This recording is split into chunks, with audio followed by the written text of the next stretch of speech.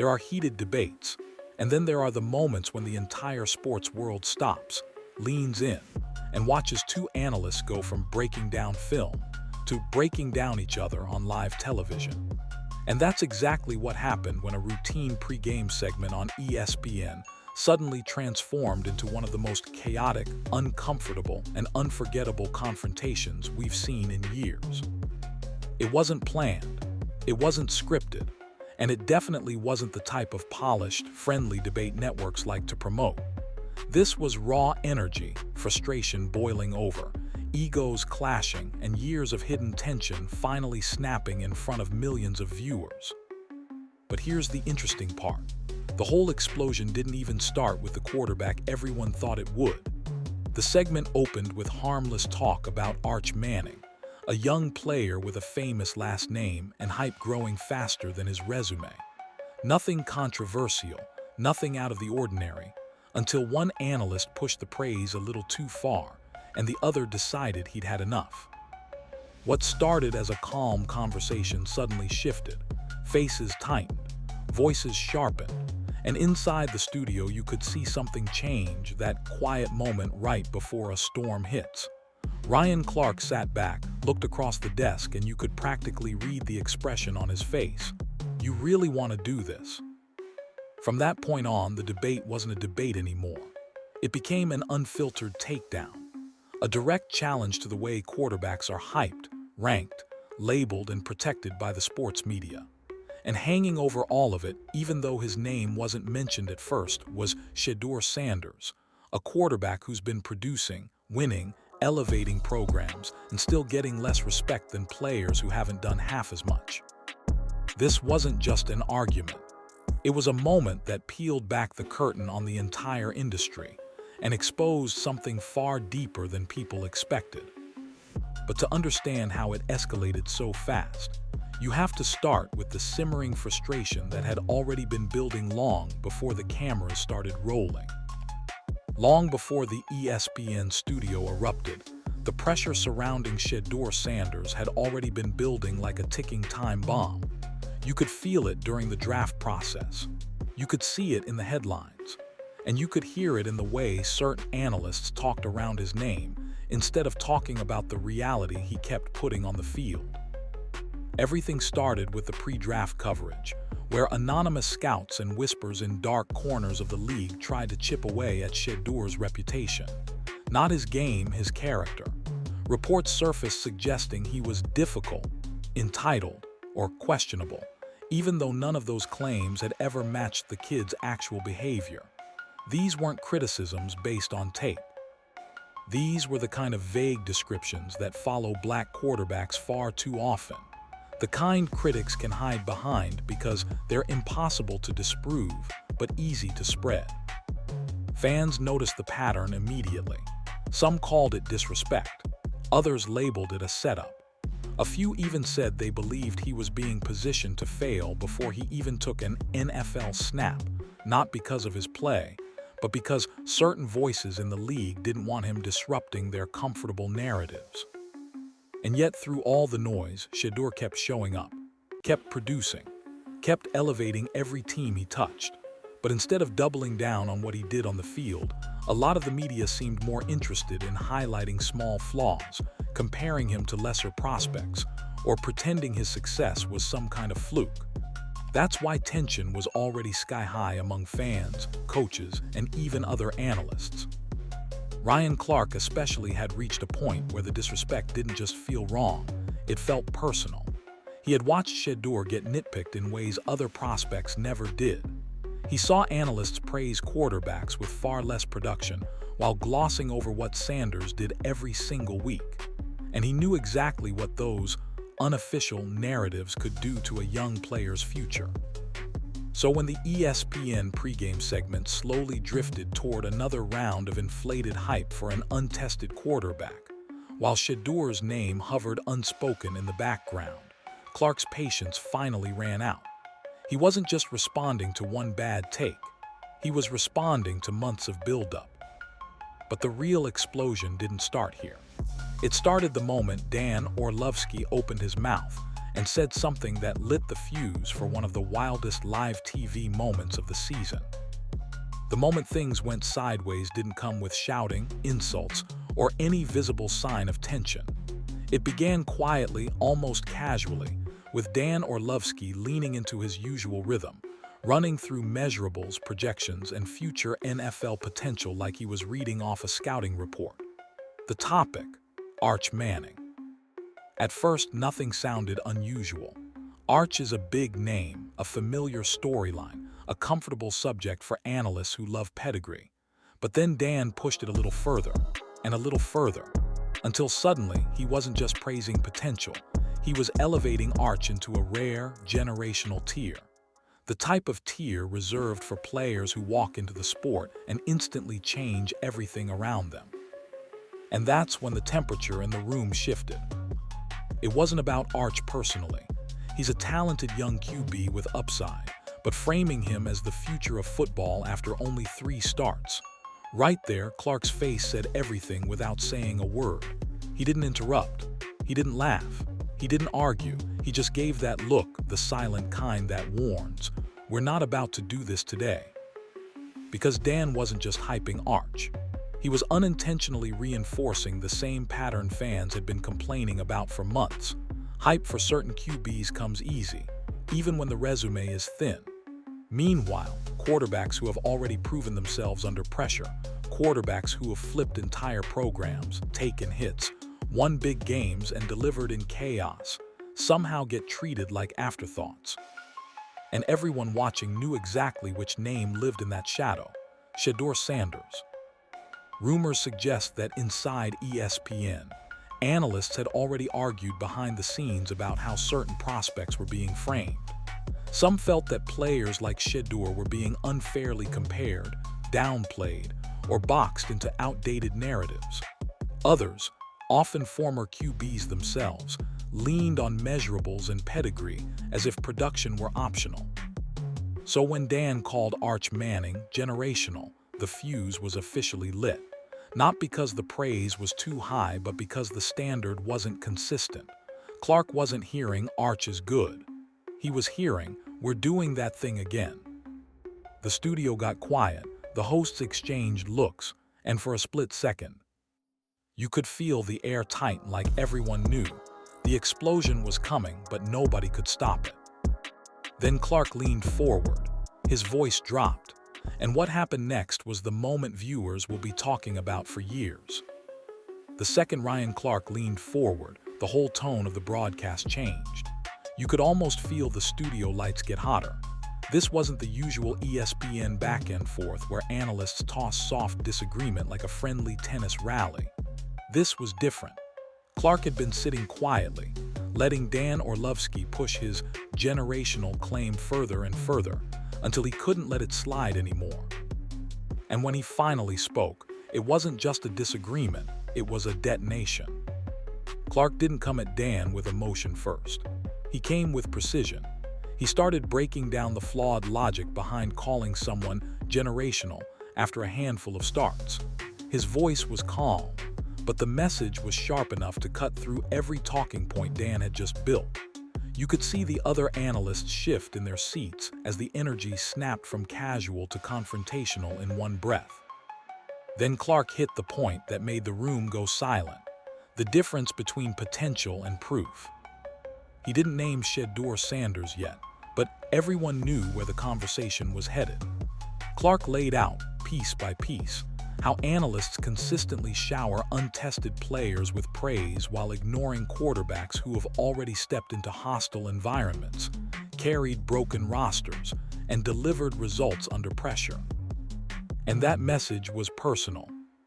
Because for months, Shedeur had been framed as questionable, unproven, or risky. Even though he had the resume, leadership, and production that most young quarterbacks could only dream of. Clark wasn't only correcting Dan. He was correcting the entire system that gives certain prospects the benefit of the doubt while forcing others to prove it 10 times over. Dan tried to defend himself.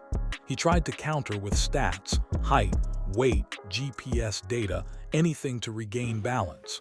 But Clark wasn't interested in numbers without context. He kept dismantling each argument with real football logic, not scouting cliches. And then came the shift.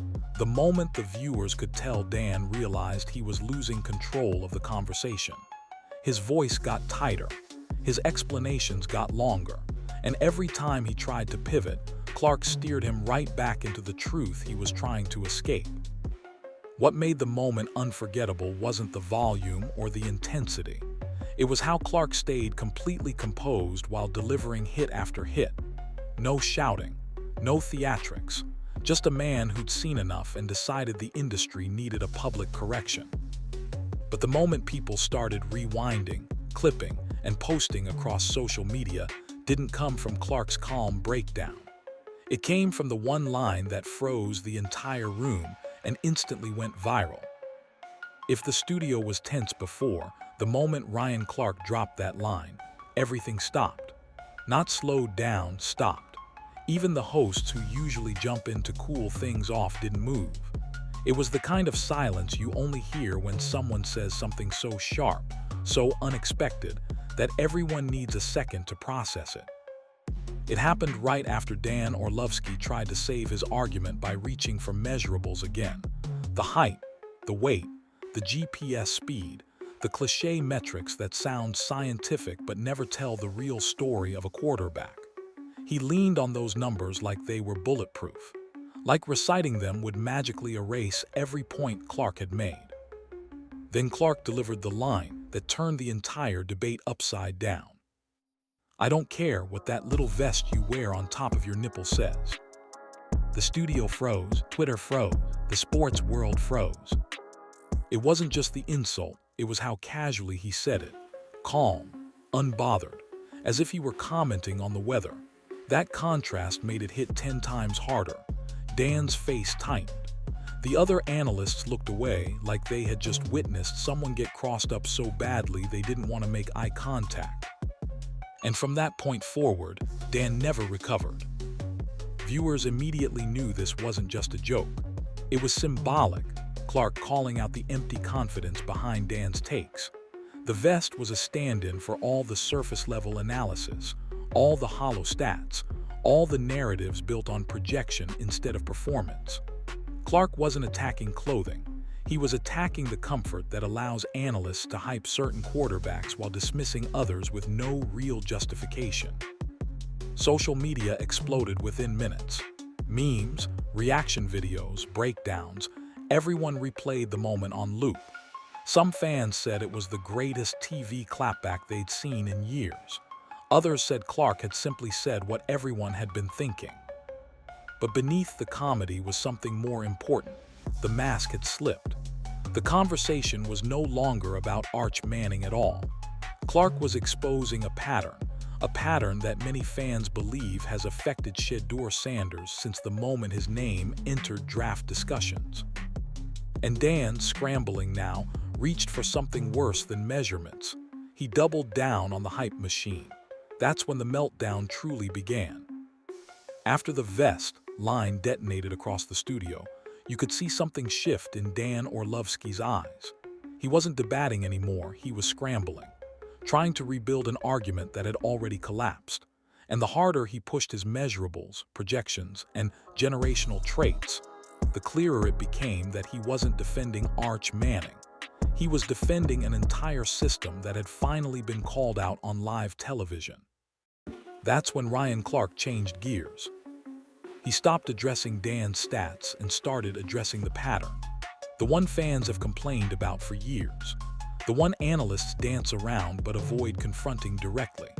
The one that turns quarterback evaluation into a popularity contest where certain players get crowned before they've even broken a sweat, while others fight uphill no matter how well they perform. Clark pointed out how the media loves pedigree, bloodlines, and safe storylines, even if the production isn't there yet. Meanwhile, quarterbacks who come in with fire, leadership, and actual results get nitpicked to death, not because of their game, but because they don't fit the comfortable mold networks are used to promoting. And even though Clark didn't mention Shedeur Sanders by name at that moment, the shadow of Shedeur hovered over every sentence. Because let's be real, fans noticed the parallels immediately. Here's Arch Manning with 3 starts and a famous last name, getting labeled generational on national TV.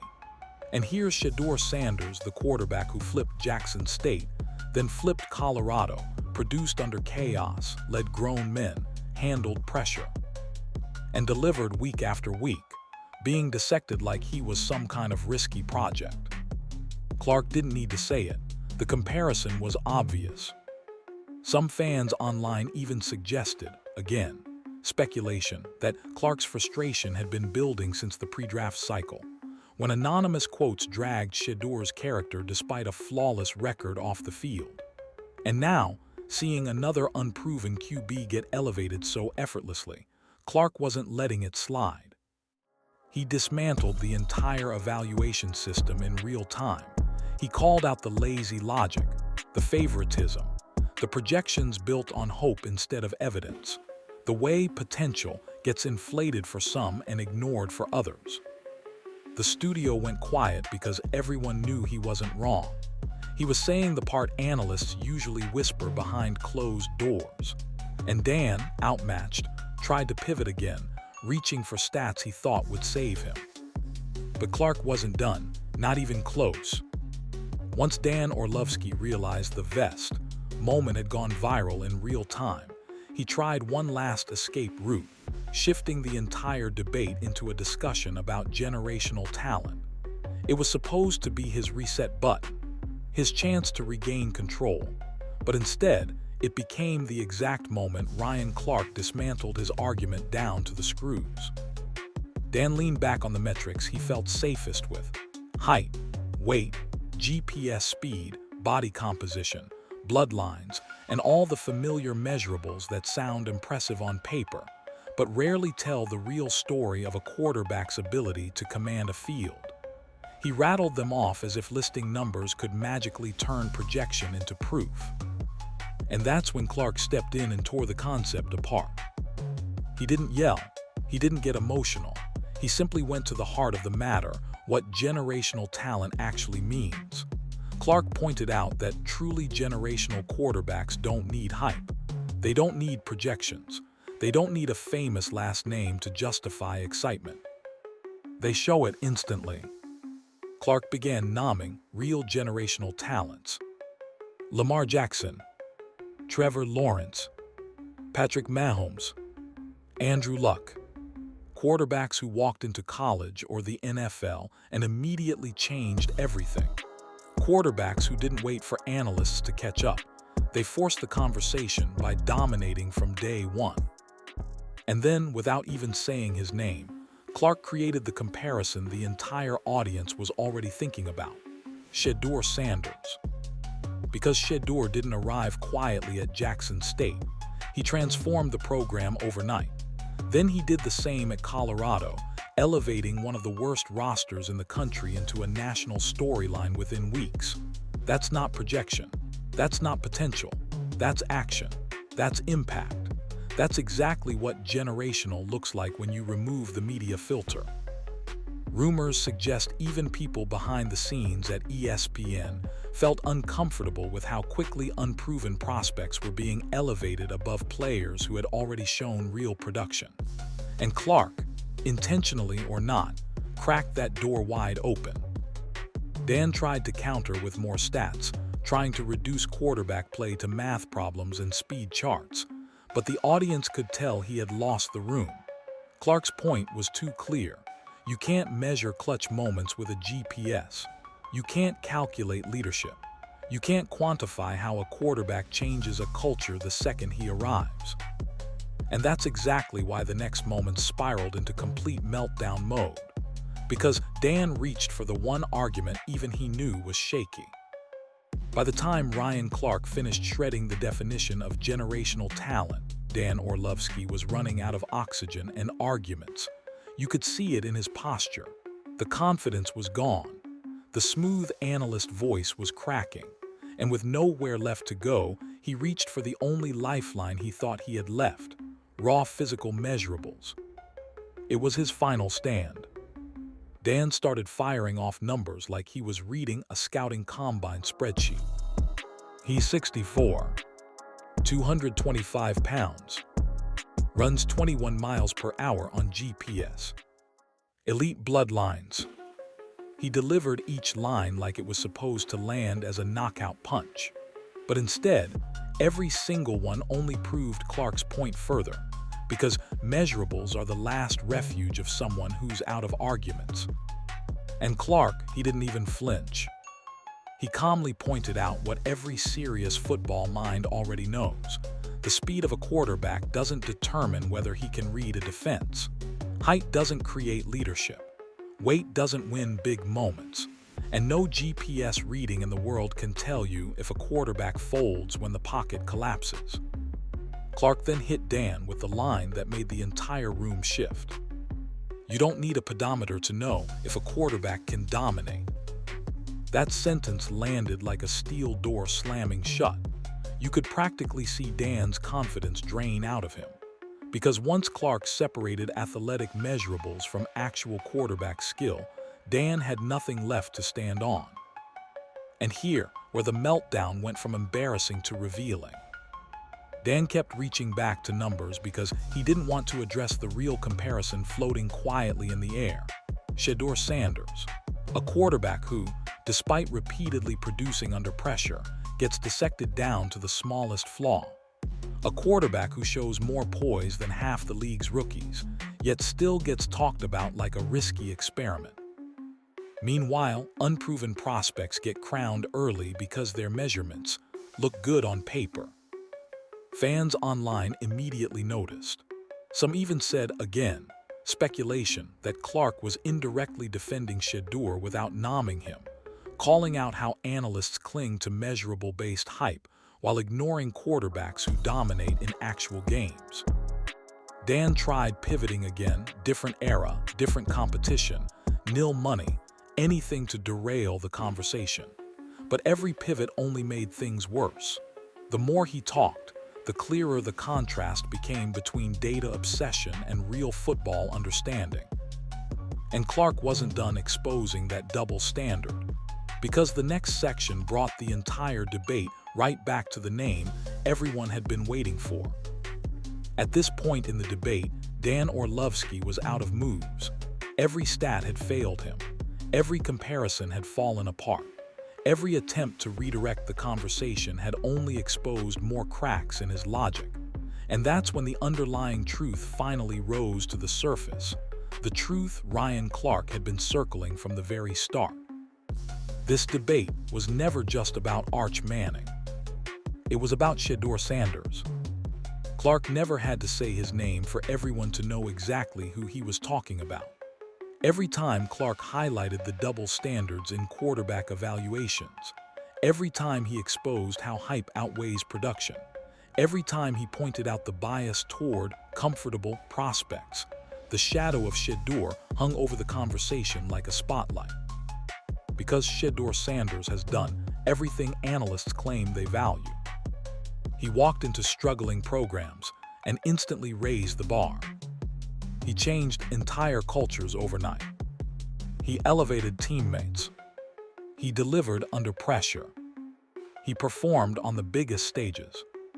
He showed leadership beyond his age. He took hits behind weak offensive lines and kept producing anyway. These aren't projections. These aren't bloodline fantasies. These are results, tangible, visible, undeniable. And yet, instead of receiving the same enthusiasm that gets handed out to untested prospects, Shedeur has been nitpicked more intensely than almost any young quarterback in recent memory. Anonymous scouts questioned his character. Analysts compared him to lower-tier quarterbacks. Pre-draft reports tried to paint him as difficult despite zero evidence. Even after proving himself repeatedly, he still found himself ranked below players who hadn't done a fraction of what he has. Clark wasn't just defending Shedeur. He was defending fairness. Dan tried one last pivot, nil talk, draft politics, fifth-round treatment, but it only made him look worse, because those excuses didn't explain why a proven talent like Shedeur gets treated like a project while others get crowned as legends in waiting. Fans online immediately caught it. Some even said the entire argument felt like Clark finally releasing months of pent-up frustration on behalf of Shedeur speculation, but widely discussed. And that's when Clark delivered the moment that sealed the entire debate. Generational talents don't wait for validation, they force it. Everyone watching knew exactly who that line described. But Clark wasn't finished yet, because the next section turned this confrontation from a simple debate into a complete exposure of the sports media system.